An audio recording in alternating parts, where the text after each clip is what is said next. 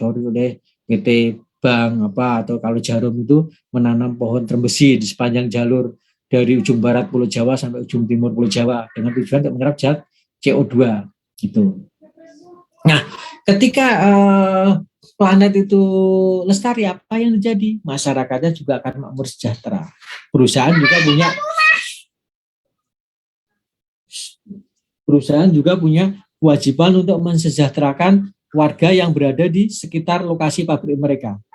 Kalau yang ada saat ini kan mereka embel-embelnya, ini kan saya tiap tahun menjelang hari Lebaran ini kan saya bagi-bagi sembako, saya bagi-bagi sarung. Bukan seperti itu yang dimaksud di sini di triple bottom line.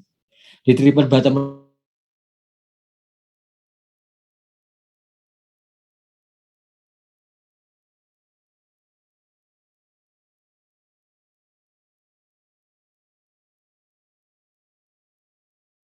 memberikan pelatihan-pelatihan kepada warga yang ada di sekitar pabrik tersebut sehingga nanti mereka bisa mandiri itu yang pendekatan triple bottom line yang kondisi saat ini itu seperti itu. Perusahaan-perusahaan sudah mengarah ke sini. Yang paradigma yang lama single bottom line ini sudah mulai ditinggalkan. Ini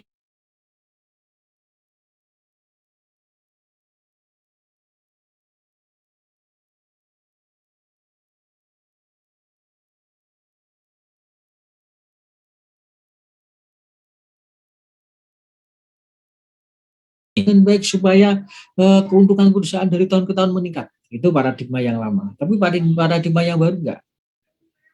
Profit laba menjadi salah satu tujuan usaha. Terus people ini kepuasan stakeholder para pihak juga menjadi salah satu tujuan perusahaan. Kalau nanti hanya menghasilkan laba saja sementara stakeholdernya tidak puas, ini belum dikatakan berhasil. Terus planet juga harus dijaga, kelestarian hidup di mana perusahaan tinggal atau beroperasi menjadi salah satu misi penting perusahaan. Ini nanti sesuai dengan paradigma pembangunan berkelanjutan. Gitu. Ya perusahaan boleh beroperasi, tetapi mereka harus mampu menjaga keberlangsungannya, mampu menjaga kelestarian lingkungannya. Contoh seperti yang kemarin itu, PT, cuma sekarang di Indonesia yang namanya pabrik kertas itu ya banyak dikatakan sebagai perusahaan ini kategori hitam kalau di lingkungan hidup, banyak yang ini istilahnya apa enggak beres pengelolaannya. Itu yang 3 pilar pengelolaan paradigma pengelolaan usaha yang ada saat ini harus mencakup 3 pilar ini, profit, people, dan planet. Dan ini harus bisa berjalan berdampingan. Tidak hanya melulu mengejar keuntungan, tapi juga mampu memberikan kepuasan kepada para stakeholder. Stakeholder itu apakah hanya para pemegang saham saja, pemerintah saja? Ya enggak. Warga yang tinggal di sekitar perusahaan itu juga termasuk stakeholdernya. Terus planet itu kaitannya dengan kelestariannya. Nah, ini. Seperti yang pertemuan kedua kalau nggak salah yang terkait dengan dampak kegiatan usaha, yang namanya industri itu masih memiliki dampak negatif dan positif. Nggak ada. PT Jarum, wah ini kan Pak, dari iklannya itu kan gambar-gambarnya baik, ini dampaknya positif semua. Ya nggak mungkin, mesti ada dampak negatif juga di situ. Terus kemudian ini, kalau di Solo itu ada PT Gunung Subur, ini penghasil produsen teh. Wah ini kan nggak ini Pak, ini kan membuka lapangan pekerjaan. Terus pada proses produksinya juga nggak terlalu membuang limbah. Tetap ada yang namanya dampak, itu sudah dampak negatifnya. Katakanlah UNS. UNS itu kan industri jasa berupa pendidikan. Ada nggak dampak negatif? Ada bagi warga sekitar. Karena apa? Itu kan nanti ada orang dari pelosok Indonesia, bahkan ada yang dari luar negeri datang ke UNS untuk belajar. Di situ mereka tinggal, membawa dengan warga sekitar dengan membawa pengaruh dari daerah masing-masing. Gitu. Akhirnya kadang rentan terjadi konflik dengan warga asli di sekitarnya, di sekitar UNS. Ini dampak negatif ke sebuah usaha. Yang pertama jelas mengurangi kenyamanan, karena dengan adanya industri nanti ada orang-orang pendatang. Dengan adanya industri nanti akan muncul kerusakan lingkungan.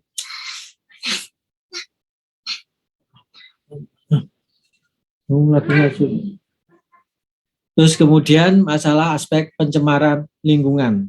Itu adalah dampak negatif akibat adanya suatu usaha. Terus positifnya apa? Ya keuntungan bagi para pelaku usaha di situ.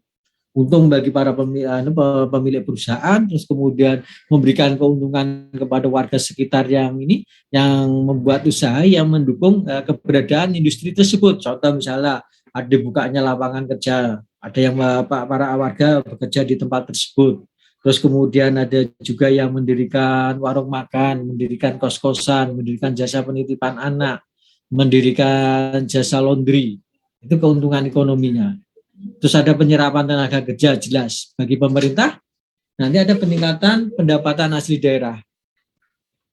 Terus produk domestik regional bruto bagi negara nanti kalau produknya itu diekspor bisa mendatangkan devisa. Itu dampak positif akibat keberadaan industri. Nah ini kalau terkait dengan hasil akhir usahanya itu apa saja?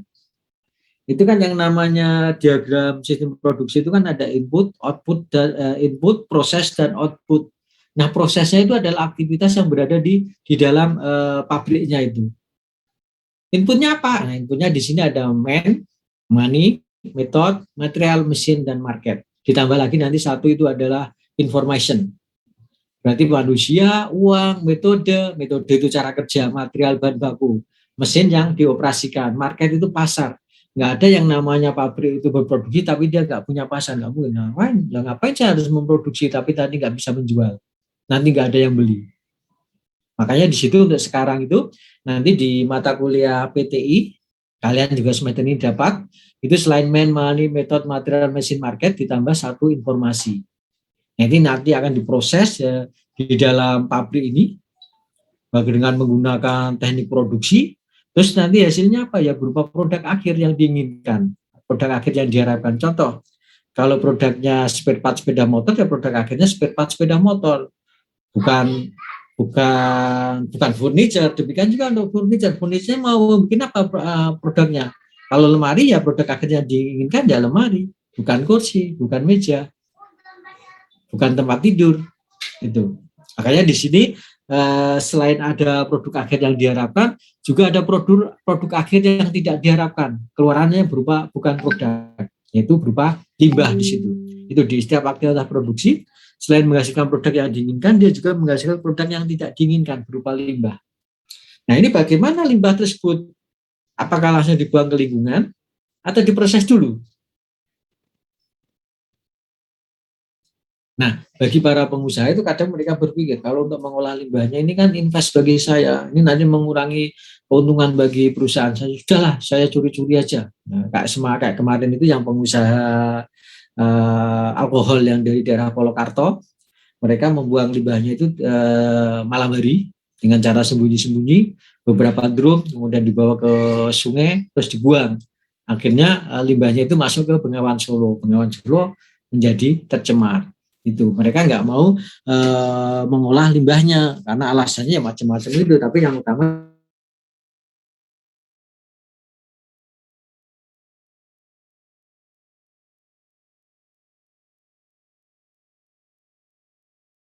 limbah yang dihasilkan itu diolah sesuai dengan baku mutu yang telah ditetapkan oleh pemerintah. Ketika kualitasnya sudah sesuai dengan standar yang ditetapkan oleh pemerintah, baru dibuang ke lingkungan. Jadi lingkungan tetap tidak tercemar di situ karena apa? Sudah disesuaikan dengan standar yang ada. Jadi contoh usaha penjualan ayam goreng. Produk yang diharapkan apa? Ya ini berupa ayam goreng.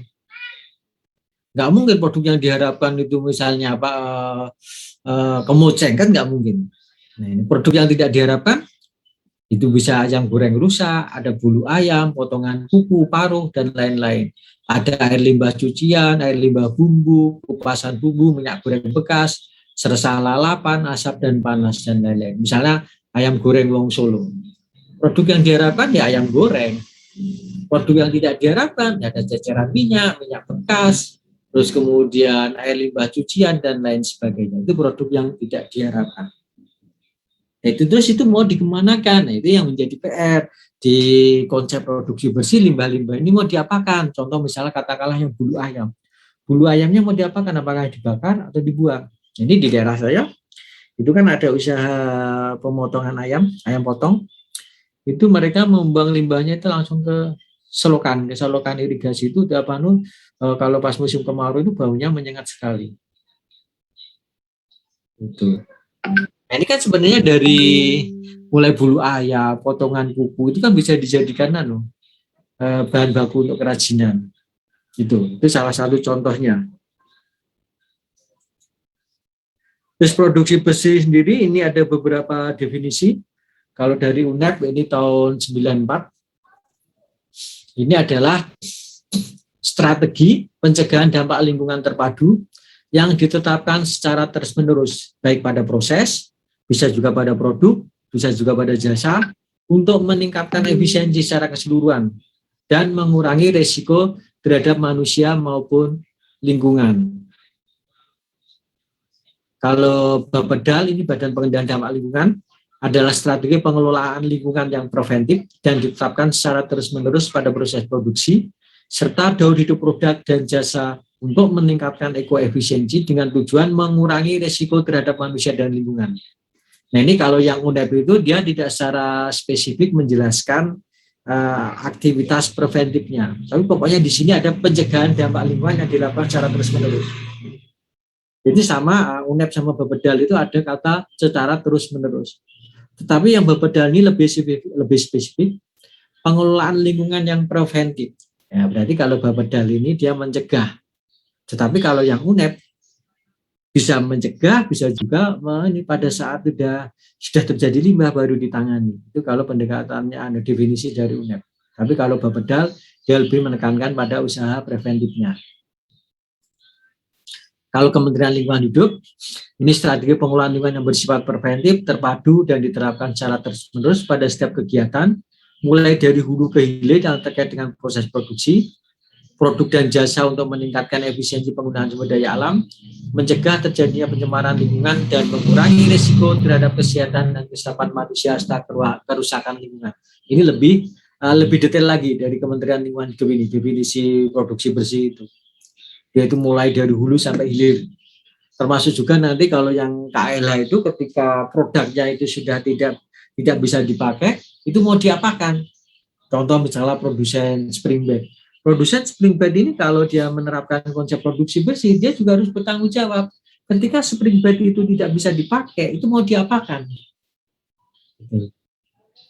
Apakah per yang ada di spring bednya itu diambil atau langsung dibakar semua?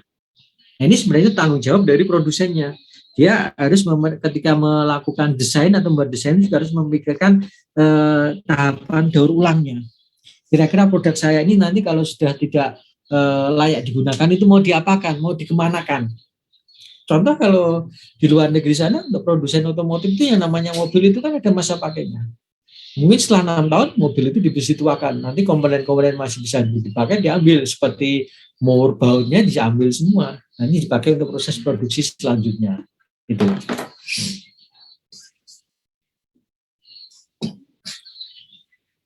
Terus untuk strategi produksi bersih ini, yang pertama adalah upaya pencegahan pencemaran dan kerusakan lingkungan. Ini nanti ke arah proses produksi akrab lingkungan. Bagaimana sih menggunakan mesin-mesin yang ramah lingkungan, menggunakan teknologi yang ramah lingkungan, menggunakan bahan bakar yang ramah lingkungan. Itu strategi-strategi yang bisa dipakai. Terus yang kedua, bagaimana sih caranya meminimalisasi jumlah limbah yang dihasilkan. Contoh kemarin kalau yang industri tahu itu, airnya dipakai secara berulang-ulang. Terus yang kemarin yang video itu yang di pabrik bubur kertas itu, dia airnya itu diolah terus. Jadi dia bisa menjaga kelestarian sumber daya airnya. Terus yang ketiga, analisis daur hidup produk. Ini dia juga nanti sudah memikirkan ketika produknya sudah tidak dipakai, produknya mau diapakan. Gitu. Contoh kalau kertas, pabrik kertas juga berpikir kalau kertasnya udah nggak dipakai, apakah dibakar atau didaur ulang jadi kertas daur ulang. Terus yang berikutnya, dengan cara menerapkan teknologi bersih atau teknologi yang ramah lingkungan kemarin itu. Nah, ini kalau kaitannya dengan pencegahan dan pencegahan limbah, pengelolaan limbah, itu kalau yang tadi yang dari Bapedal, ya aktivitasnya adalah preventif. Strategi preventif itu ada dengan cara pencegahan dan pengurangan. Berarti di saat di awal proses itu dia sudah bisa mengantisipasi bagaimana cara mencegah supaya limbah ini tidak terjadi. Atau misalnya teknologinya belum ada, itu memunculkan limbah, bagaimana supaya limbahnya itu jumlahnya sedikit. Itu aktivitas preventif atau strategi preventif itu seperti itu. Dia melakukan aktivitas pencegahan dan pengurangan dari awal proses. Kalau yang treatment strategi, ini nanti ini semua proses biarkan berjalan. Nah, setelah akhirnya proses limbahnya ditampung dalam sebuah kolam pengolahan limbah, baru di situ baru diolah, di treatment. Mungkin dengan perlakuan kimia atau fisika, sehingga setelah sesuai dengan baku mutu baru dibuang. Itu kalau menggunakan strategi treatment. Nah, idealnya bagaimana? Ya dua-duanya harus dilakukan. Karena apa? Dengan cara preventif mungkin bisa jadi tidak bisa yang namanya proses mesti ada limbah. Kalau kita mau zero limbah itu juga susah. Maka akhirnya dua-duanya preventif dan treatment ini bisa dilakukan secara barengan. Gitu. Nah, ini kombinasi preventif dan treatment strategi. Yang pertama rating atau berpikir ulang. Ya, ini suatu konsep pemikiran yang harus dimiliki pada saat awal kegiatan atau awal operasi. Kira-kira produk yang saya buat ini bermanfaat nggak sih untuk masyarakat? Antara manfaat sama kerugiannya besar mana? Itu harus mulai berpikir. Contoh misalnya ketika muncul ide mobil listrik, ini produsennya ini harus mulai berpikir apakah dengan memproduksi mobil listrik tadi namanya pencemaran itu bisa dihilangkan atau bisa ditekan. Itu pada saat sebelum kita melakukan kegiatan harus berpikir ulang lagi. Pokok saya ingin jadi pengusaha apa? Pengusaha furniture. Mulai berpikir furniture. Sementara ketersediaan lahan hutan di Indonesia dari tahun ke tahun semakin menipis. Kira-kira kalau sekarang saya mendirikan pabrik furniture nanti bagaimana terkait dengan masalah pasokan bahan bakunya? Ini mulai dipikirkan juga. Jangan nggak karena punya uang langsung pokoknya bikinan, pokoknya nggak bisa. Kita harus mulai berpikir. Terus yang kedua, reduce, ini pengurangan limbah pada sumbernya. Ini upaya mengurangi atau menurunkan timbulan limbah pada sumbernya. Contoh nanti di yang PT Smart Furniture tadi, itu kan ada banyak potongan kayu. Bagaimana cara mengurangi potongan kayu tersebut? Bagaimana cara mengurangi serbuk gergajiannya itu? Itu kalau reduce. Kalau reduce penggunaan kembali, ini kalau reuse itu tanpa perlakuan fisika, kimia, atau biologi. Bisa nggak potongan kayu ini digunakan kembali? Bisa nggak serbuk gergaji ini dipakai kembali? Ini kalau tanpa perlakuan fisika kimia ada yang bisa, ada enggak. Nanti contohnya ada. Tapi di situ ternyata dia juga memakai resin. Resin itu kan termasuk bahan kimia. Jadi dia perlakukan ini, ada perlakuan. Kalau yang nggak pakai perlakuan fisika kimia atau biologi, tas kresek. Kalian belanja di Indomaret, terus kemudian belanjaan kalian dimasukkan dalam kresek, tas kresek. Nanti ketika belanja lagi, kalian membawa tas kresek dari rumah. Itu reuse, contoh reuse, penggunaan kembali. Kalau recycle, daur ulang ini, upaya memanfaatkan kembali dengan pemrosesan ke proses semula yang dapat dicapai melalui perlakuan fisika, kimia, dan biologi. Contoh, kertas daur ulang, itu kan recycle. Terus plastik recycle. Terus kemudian yang kemarin itu contoh recycle.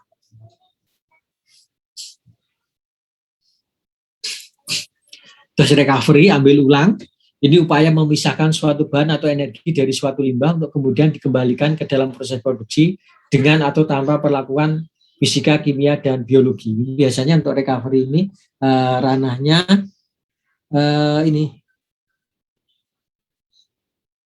ranahnya orang-orang teknik kimia.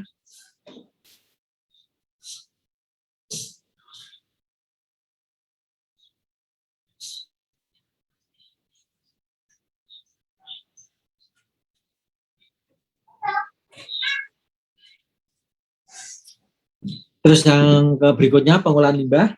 Limbah yang muncul dalam sistem produksi kualitas dan kuantitasnya dikendalikan agar tidak melebihi baku mutu yang dipersyaratkan. Contoh kemarin ada pH, COD, BOD, TSS, kandungan kromnya, kandungan kadmiumnya.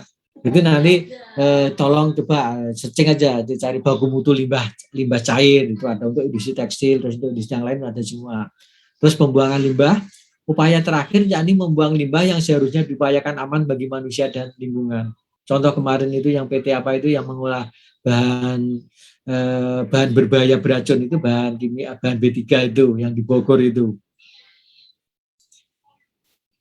Nah untuk teknik produksi bersih ini sama dengan yang kemarin, ada pengurangan sumber pencemar, daur ulang.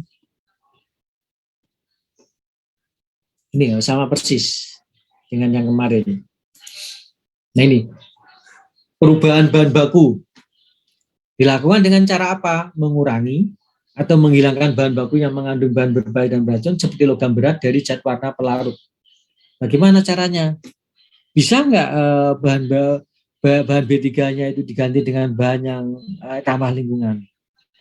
Oh nggak bisa. Kalau nggak bisa, komposisinya bisa dikurangi nggak? Atau konsentrasinya bisa dikurangi nggak? Nah, itu kan harus jadi bahan pemikiran itu.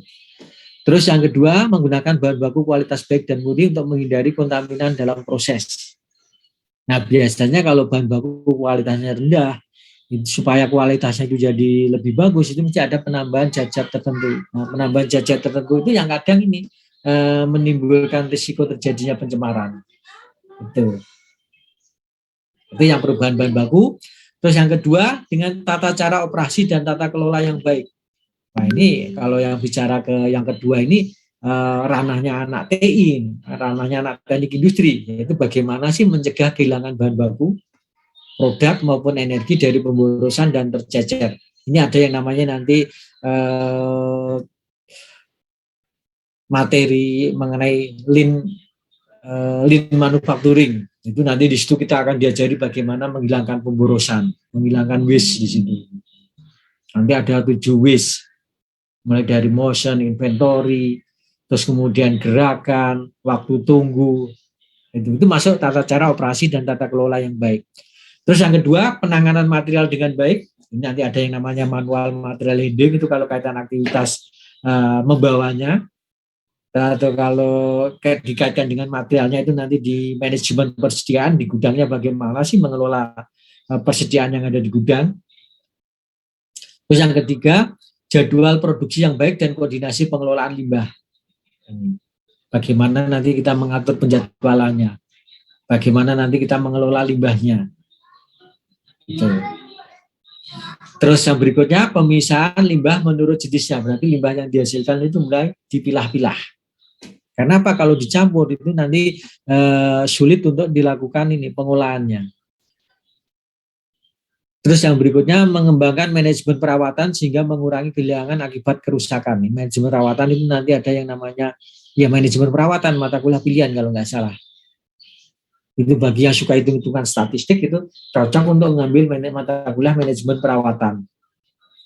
Terus yang berikutnya, mengembangkan tata cara penanganan dan inventarisasi bahan baku, energi, produk, dan peralatan. Ini anak TI sekali ini untuk tata cara ini.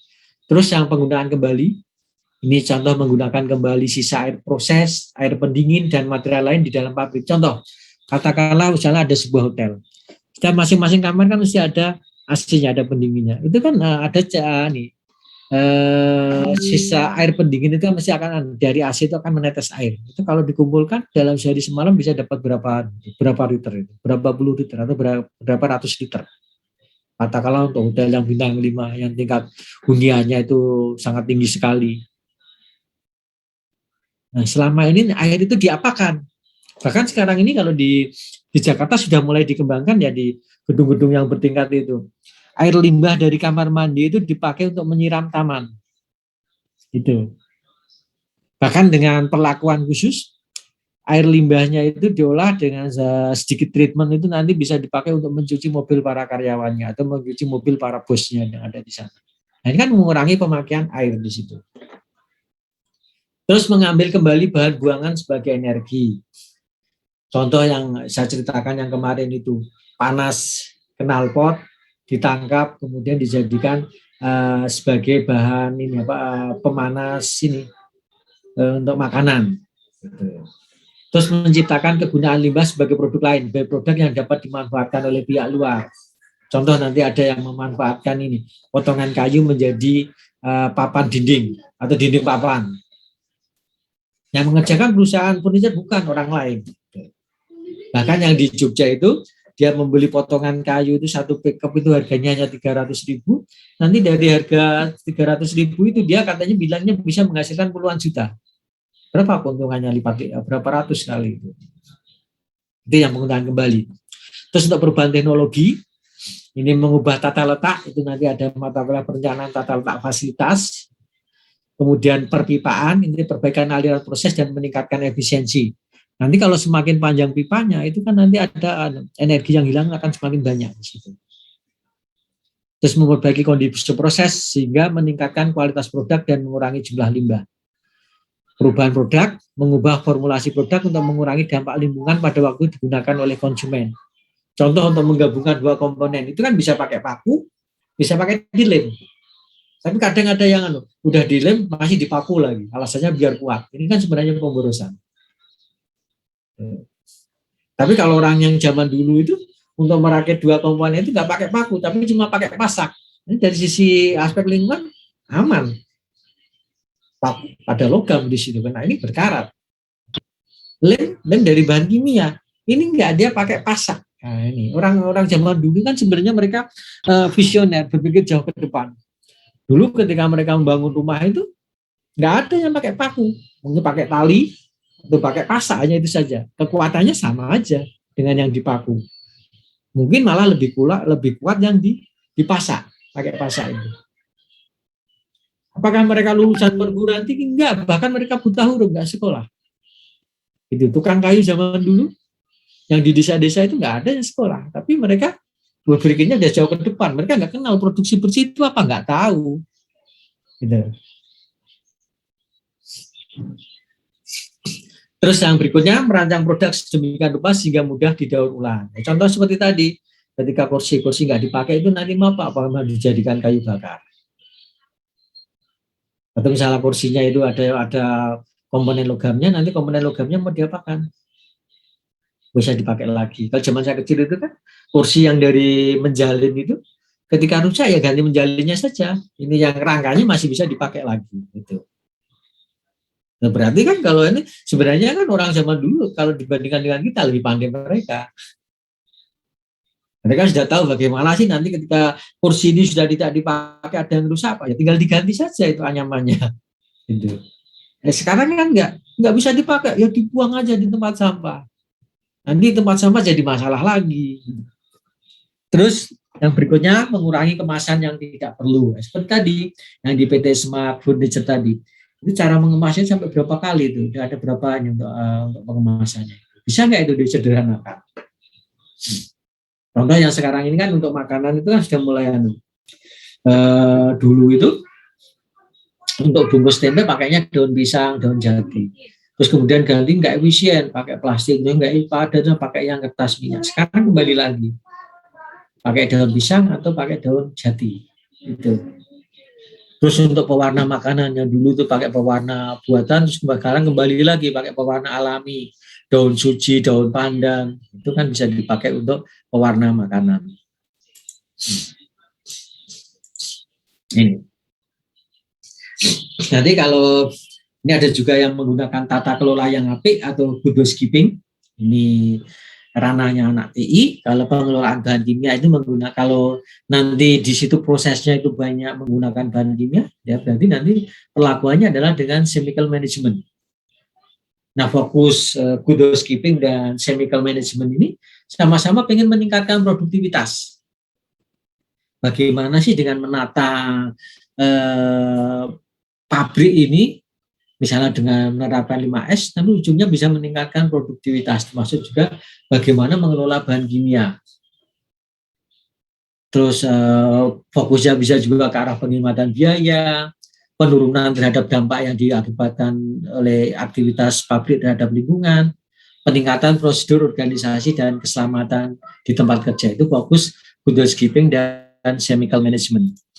Good housekeeping ini definisinya adalah metodologi yang berbasis manajemen untuk meningkatkan produktivitas, untuk memperoleh penghematan biaya, mengurangi dampak lingkungan, dan meningkatkan prosedur organisasi serta keselamatan kerja.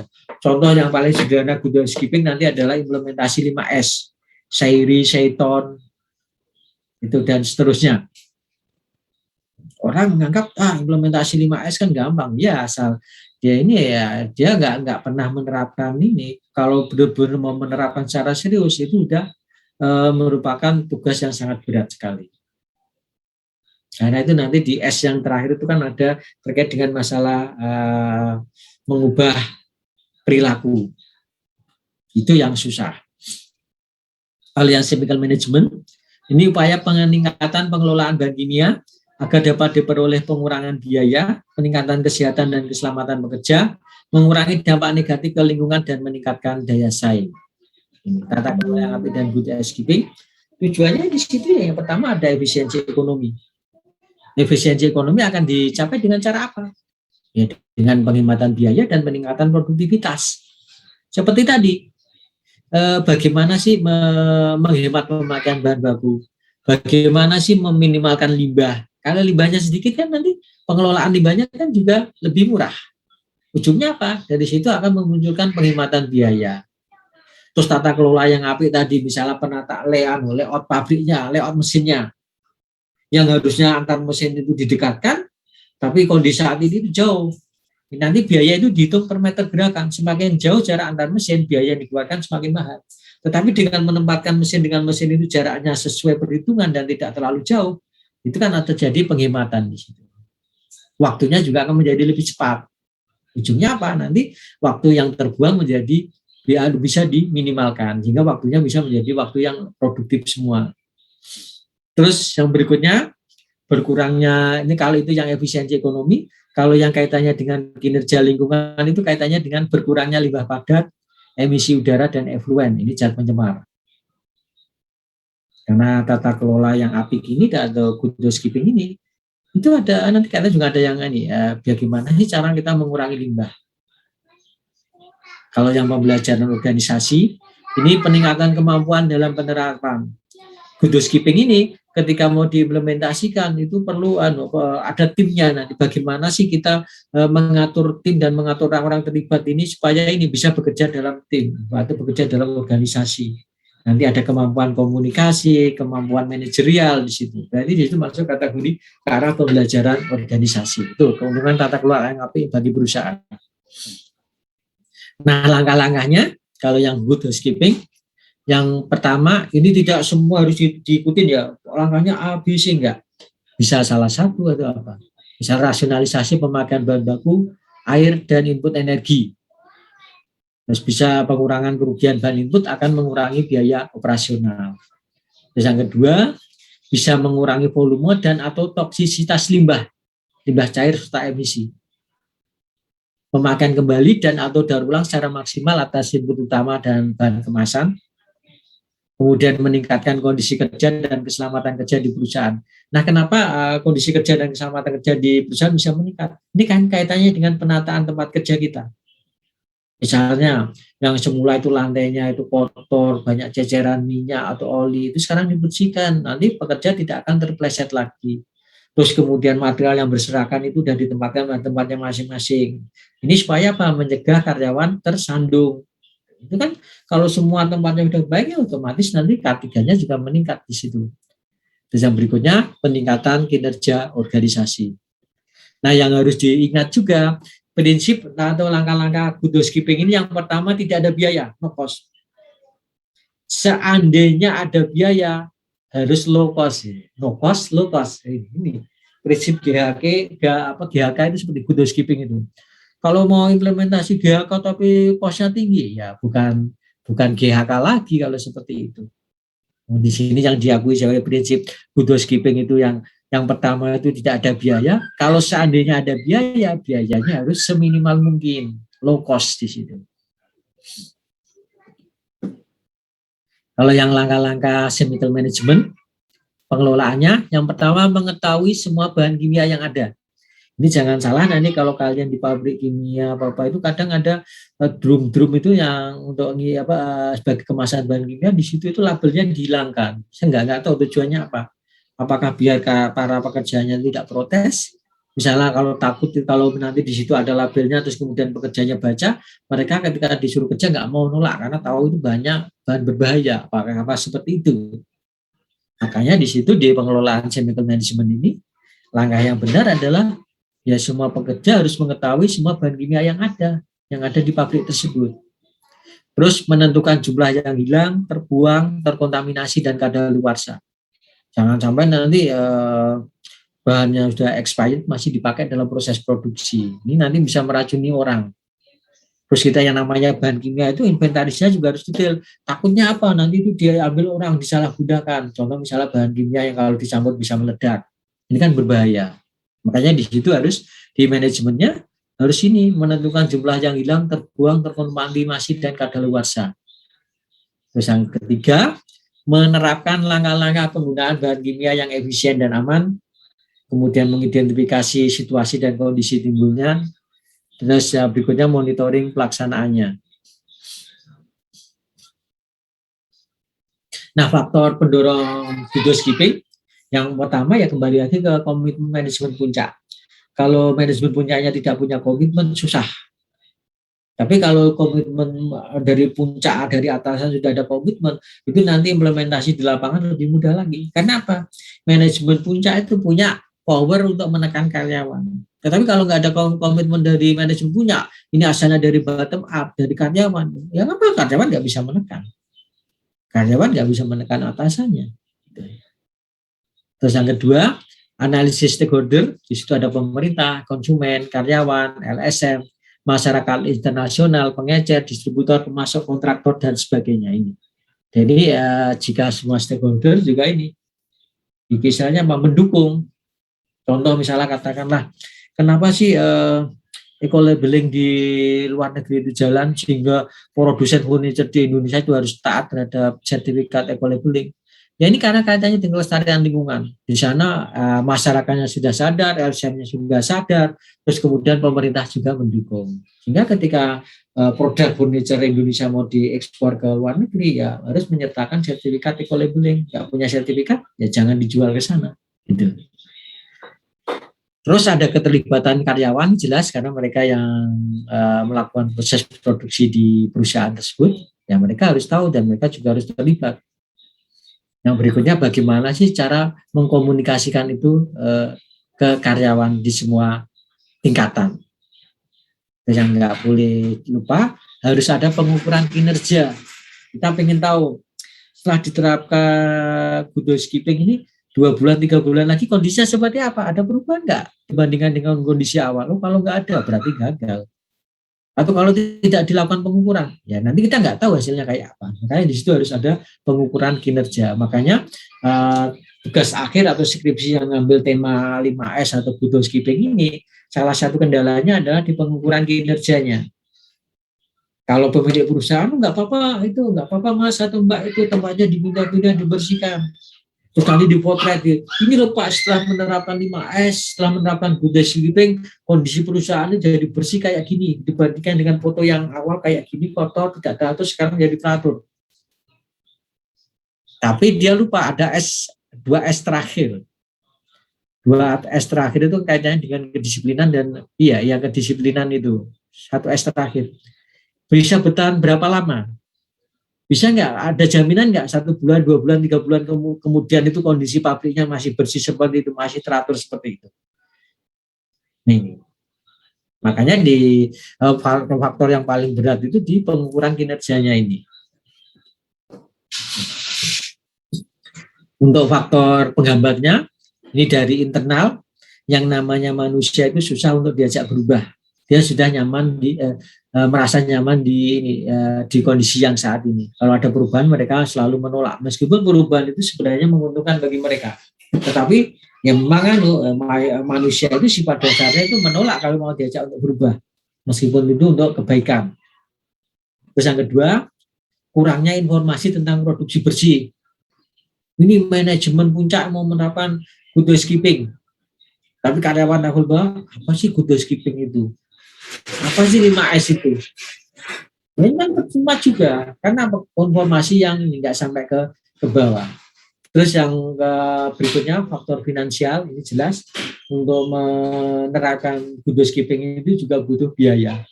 Kalau tidak didukung biaya, ya rencana itu nggak akan jalan. Terus yang keempat, ini culture perusahaan atau budaya perusahaan.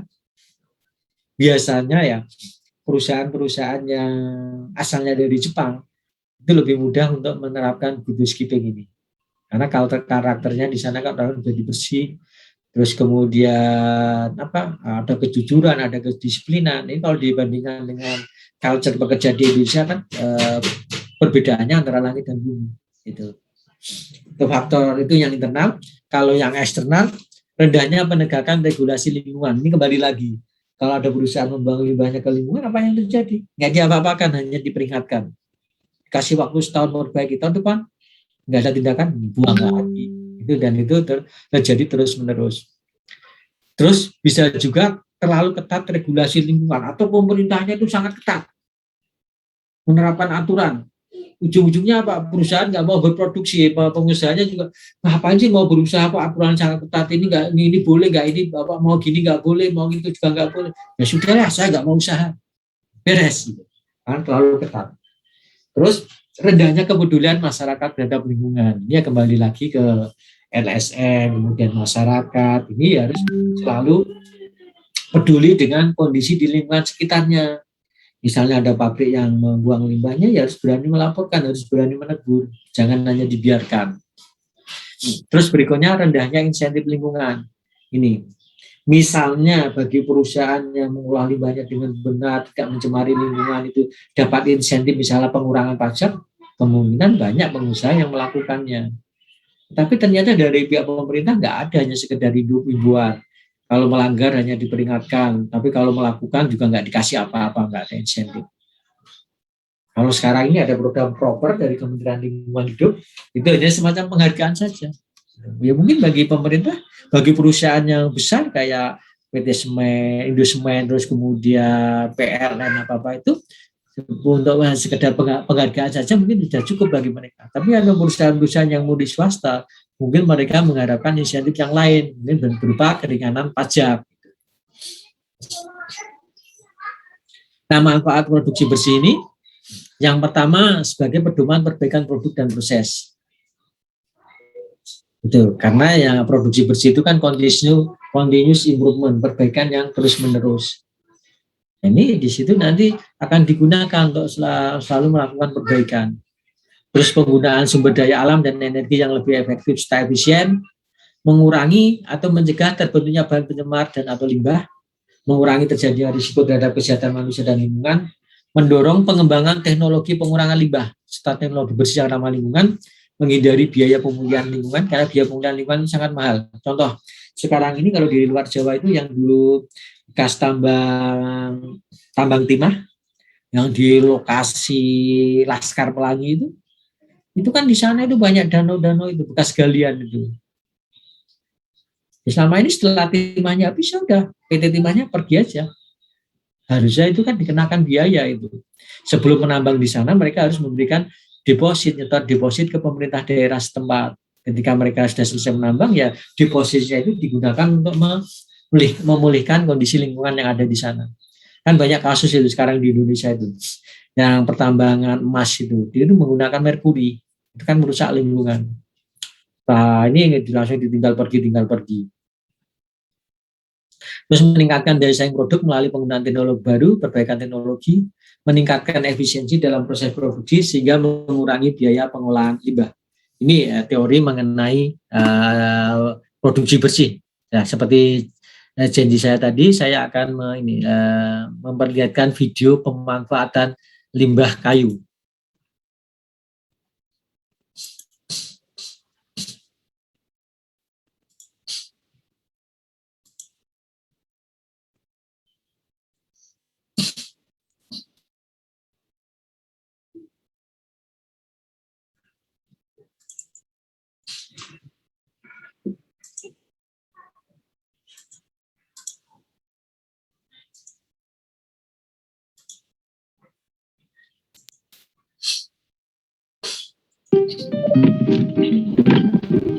potongan kayunya dari perusahaan furniture.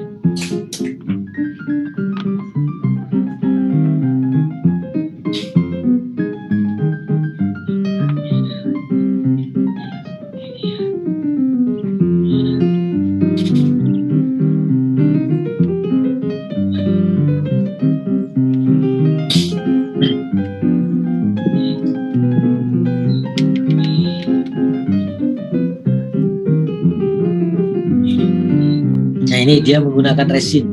Resin itu untuk untuk perekat sekaligus juga untuk pengawetnya itu.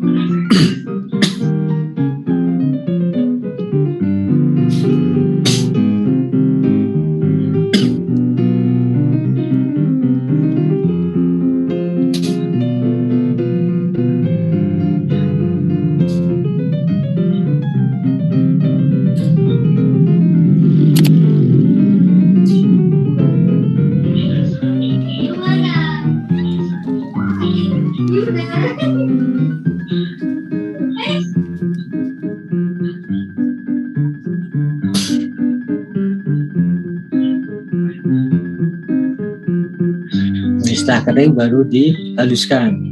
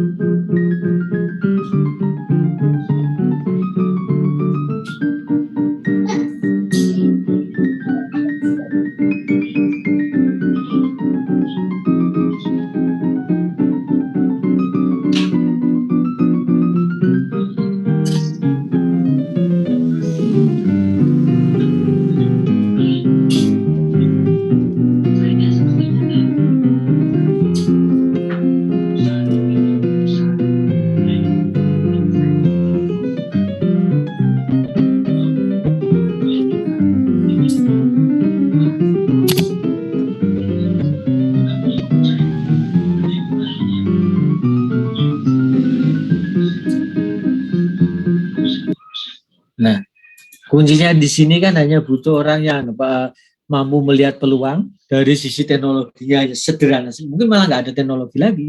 Sederhana itu hanya termasuk kategori teknologi tepat guna.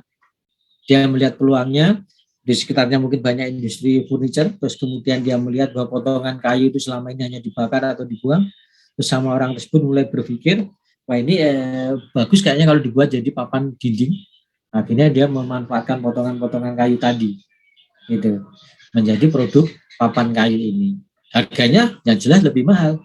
Yang semula mungkin potongan kayu bisa jadi itu untuk mendapatkan itu gratis dari industri furniture, atau kalau membeli seperti yang di Jogja itu satu pickup dikasih harga 300.000.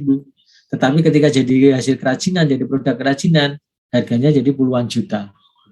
Itu salah satu implementasi produksi bersih di industri furniture. Mungkin ada yang mau didiskusikan?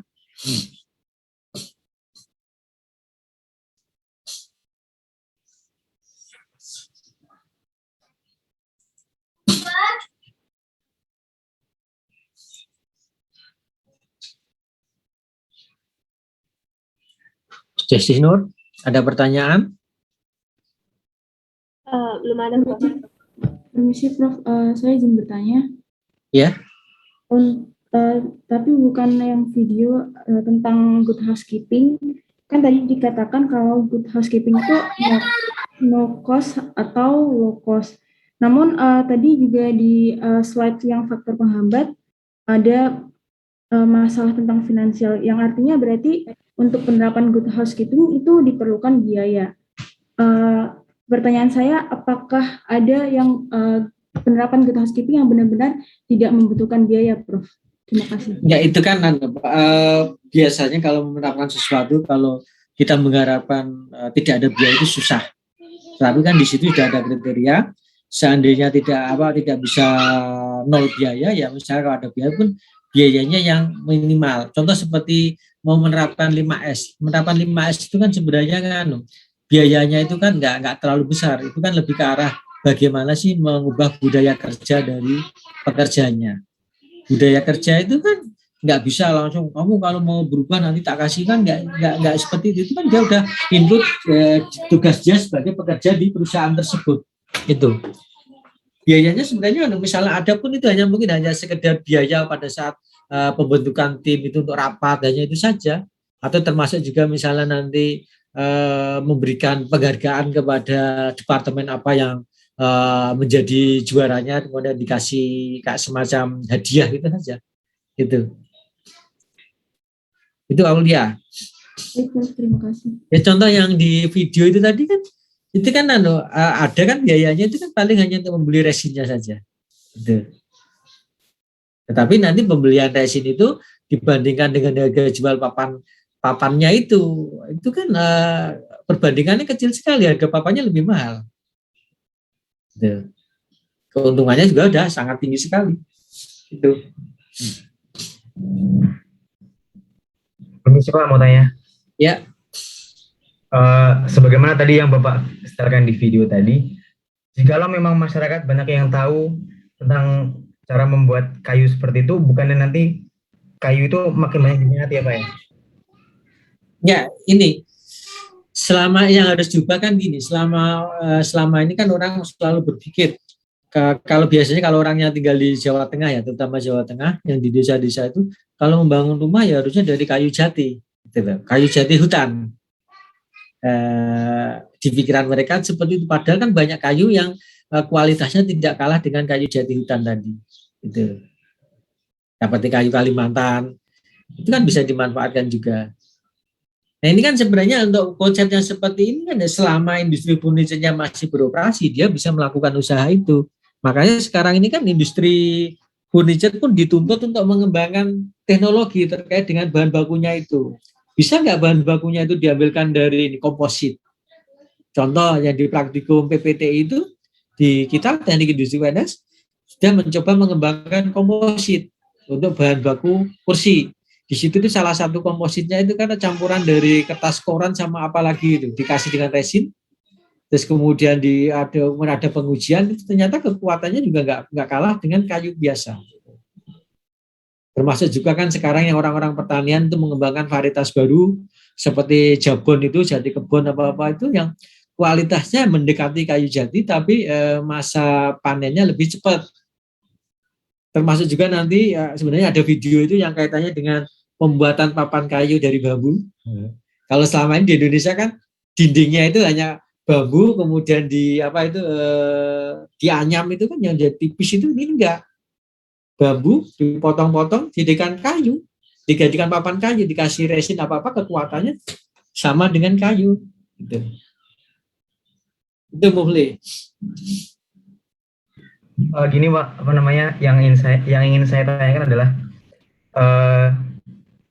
bukankah dengan seperti itu harga kayu bekas semakin tinggi jikalau memang orang-orang pada tahu dan akan mematahkan konsep low cost dan non cost gitu Pak? Nah, ini beda kasusnya ini. Ini kan setelah jadi produk lain, harga jualnya jadi tinggi gitu. Kalau yang no cost itu kan terkait dengan penataan, bagaimana sih implementasi produksi besi di perusahaan awalnya itu, yang asalnya di industri furniturnya itu. Kalau ini kan dia memanfaatkan limbah samping yang dimanfaatkan oleh industri lain, itu. Ini berbeda. Itu Mufli. Berarti low costnya itu adanya di pabrik furniturnya. Kalau yang di sini kan dia memanfaatkan limbah yang semula tidak ada nilainya, kemudian dengan perlakuan khusus, dengan inovasi yang dia miliki, menjadi produk yang bernilai tambah, menjadi nilai tambahnya lebih tinggi, gitu, dan harga jualnya menjadi tinggi. Ini kalau yang ini bukan konsep GHK, tapi dia sudah mengimplementasi produksi bersih tadi, memanfaatkan limbah diolah menjadi produk yang lain, gitu. Itu Mufli. Iya Pak. Terima kasih Pak.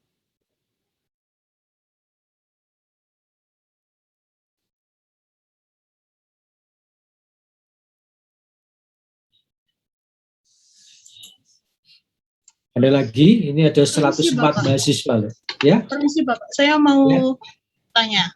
Ya. Tadi kan di video dijelaskan tentang papan kayu yang dilapisi dengan resin. Tapi setahu saya itu resin itu tidak bisa didaur ulang dan bersifat bahaya. Nah, pertanyaan saya, kalau papan kayu tersebut rusak atau hancur, apakah resin termasuk benda yang bisa mengurangi pencemaran lingkungan atau sebagai penambah pencemaran lingkungan tersebut, Bapak? Nah, di sini sebenarnya kan resin sendiri itu kan tergantung ininya ya Pak, tergantung dari campurannya ya. Kalau memang kayak ini aja, yang apa itu, yang racun apa yang di kopi dulu itu, pakai anu tuh, saya agak lupa, itu kan sebenarnya di ubi kayu itu kan juga ada. Kita juga sebenarnya sudah makan itu, tapi dengan jumlah yang sedikit nggak masalah. Tapi kalau kadarnya melebihi itu yang berbahaya. Ini juga sama resin ini. Kalau kadarnya itu nggak terlalu besar, nggak berbahaya bagi lingkungan. Tapi kalau memang pemakaiannya itu berlebihan, itu yang baru berbahaya. Itu Elvi. Oh, mungkin Bapak, terima kasih. Permasalahannya, kalau kita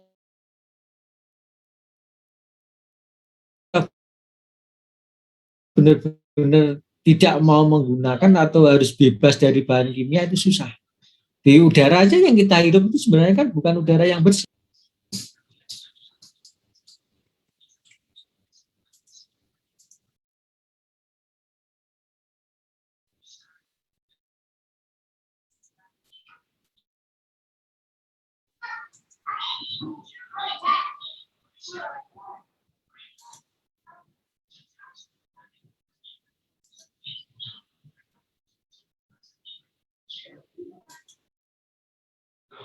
Ada pertanyaan lagi nggak?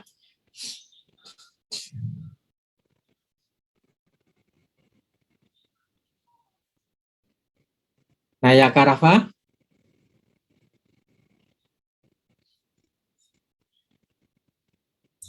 Tidak ada, Pak.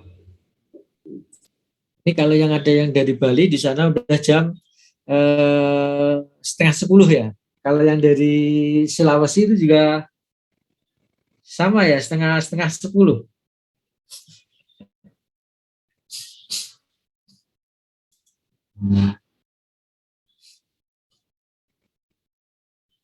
Ada pertanyaan lagi nggak?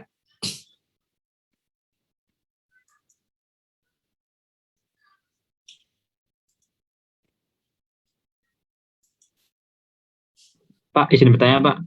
Ya. Pak, bagaimana pendapat Bapak kalau misal gini, Pak? Kan kita kan pertambahan penduduk kan tiap tahun meningkat kan, Pak. Dan otomatis kita harus butuh rumah kan, Pak. Nah, untuk penebangan pohon yang di hutan yang digunakan untuk rumah itu sebenarnya salah atau benar nggak? Itu salah atau benar, Pak? Terima kasih. Ya, hutan itu kan sebenarnya ada hutan lindung dan hutan produksi. Nah, yang boleh ditebang itu kan yang hutan produksinya. Kalau hutan lindung itu yang nggak boleh. Cuma permasalahannya kan sekarang ini kan lahan untuk hutan juga semakin lama juga semakin menyempit. Akhirnya apa? Terkait dengan masalah perumahan itu, sekarang ini kan mau tidak mau Indonesia juga harus ini yang kayak di luar negeri nantinya. Yang namanya rumah ya dibangun kayak apartemen, terus rumah susun seperti itu. Kita nggak bisa nanti masing-masing orang harus punya rumah sendiri-sendiri, ada halamannya, nggak bisa. Dan nggak memungkinkan lagi. Gitu. Kalau kembali lagi ke hutan tadi, hutan itu kan ada dua hutan lindung dan hutan produksi yang boleh ditebang hutan produksinya. Itu Tino. Izin bertanya lagi, Pak. Ya. Bukankah kalau misalnya pembangunan apartemen itu menjamur tuh bukannya malah ya Pak, mengambil air tanah yang di dalam daerah tersebut ya Pak? Bukannya itu malah bikin ambles? Kan malah Ya jadi memang seperti semakin itu. banyak masalah. Makanya kan dalam proses pembuatan rumah susun atau apartemen itu kan harus dilengkapi dengan dokumen AMDAL, analisis mengenai dampak lingkungan. Nanti sumber airnya ngambilnya dari mana? Sebenarnya aturannya itu sudah jelas. Yang bermasalah itu manusia di Indonesia itu yang pintar mengakali aturan. Yang jadi masalah kan di situ. Gitu loh. Harusnya misalnya katakanlah untuk mengebur itu nggak boleh melebihi berapa ratus meter, ternyata mereka nekat. Ujung-ujungnya kan kasus yang di perumahan yang di dekat dengan pabrik tekstil kan seperti itu. Mereka sumurnya sudah kering. Kenapa? Karena pabrik tekstilnya itu mengeburnya itu lebih dalam dibanding sumur penduduk. Katakan sumur penduduk itu kedalamannya 25 meter, pabriknya ngeburnya itu sampai 100 mungkin 200 meter. Akhirnya kan airnya habis disedot semua. Itu lama-lama nanti ya itu yang semula lapisan yang ada airnya, tapi ketika airnya disedot habis ya akhirnya nyambles. Gitu. Ada kekosongan itu ruangannya itu. Nah semula diisi air habis, nah ini kan harus kosong jadi turun permukaan tanahnya. Ya intinya tadi sebenarnya di Indonesia itu setiap aktivitas pembangunan industri itu harus ada AMDAL. Cuma permasalahannya kadang kita itu suka mensiasati aturan. Kayak industri itu kan terus yang penting sebenarnya dari dinasnya sendiri juga rancu membuat kebijakan. Namanya dinas perindustrian. Harusnya kan ketika kita mau mendirikan industri itu izinnya harus keluar dulu sebelum berproduksi. Tetapi orang perindustrian jangan diurus dulu. Yang penting kamu produksi dulu. Kalau udah mulai berhasil baru diurus perizinannya. Terus termasuk AMDALnya juga. Gitu loh. Yang sering jadi masalah kan seperti itu. Harusnya izin dulu diurus, setelah izin beres baru beroperasi. Ini enggak, beroperasi dulu, sudah ketahuan hasilnya baru ngurus izinnya. Sehingga nanti yang namanya AMDAL itu disesuaikan. Masa sekarang ini sebenarnya industrinya itu berpengaruh pada lingkungan, tetapi kami sudah berproduksi, sudah menerima karyawan. Kalau AMDALnya nanti ditulis merusak lingkungan, terus bagaimana? Masa pabriknya ditutup? Akhirnya AMDALnya yang kadang disiasati menyesuaikan. Ini kelemahan di Indonesia itu kurang tegasnya regulasi itu ditegakkan. Itu termasuk juga yang tadi yang kamu tanyakan tadi terkait dengan perumahan itu, apartemen atau rumah susun itu. Sebenarnya di awal pendirian juga harus AMDAL, termasuk juga nanti sumber airnya itu asalnya dari mana, terus dipenuhinya dari apa, itu ada semua di situ. Dokumennya harus ada semua. Itu Tino. Ya Pak, terima kasih Pak. Ya.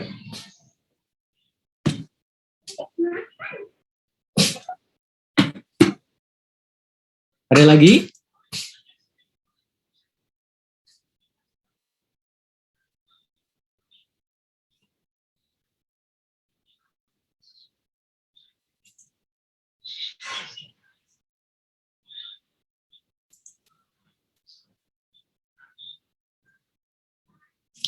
Ya, Sinta.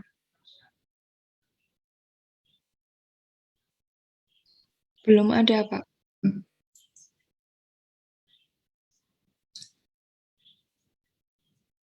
Najwa Talib. Belum ada, Pak.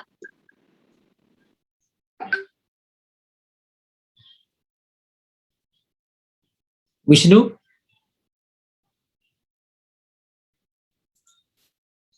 Sepertinya belum ada, Pak.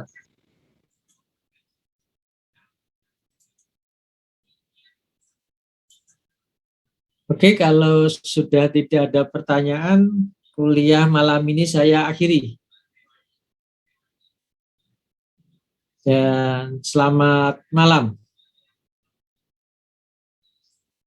Selamat malam, Prof. Selamat malam, Pak. Terima kasih, Pak. Terima kasih, Pak. Terima kasih banyak, Bro. Terima kasih, Pak. Selamat malam, Pak. Terima kasih, Pak. Terima kasih, Pak. Terima kasih banyak.